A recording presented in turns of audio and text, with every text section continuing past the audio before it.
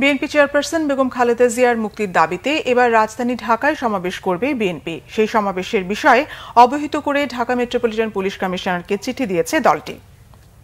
বৃহস্পতিবার বিকেলে বিএনপির যুগ্ম মহাসচিব শহীদ উদ্দিন চৌধুরী আনীর নেতৃত্বে একটি প্রতিনিধি দল পুলিশ কমিশনারের কার্যালয়ে যান।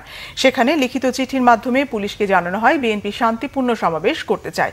বেগম খালেদা জিয়ার মুক্তি ও স্বাভাবিক রাজনীতির সুযোগ করে দেয় এই সমাবেশের উদ্দেশ্য।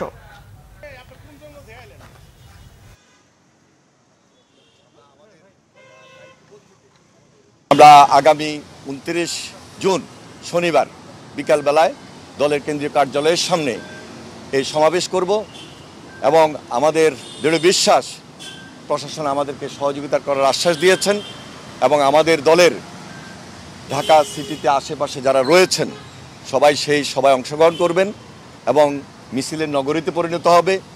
এই আওয়াজ থেকে, এই সমাবেশ থেকে নতুন আওয়াজ তৈরি হবে এবং দেশনেত্রী বেগম খালেদা জিয়ার মুক্তি দিতে বাধ্য হবে এই সরকার।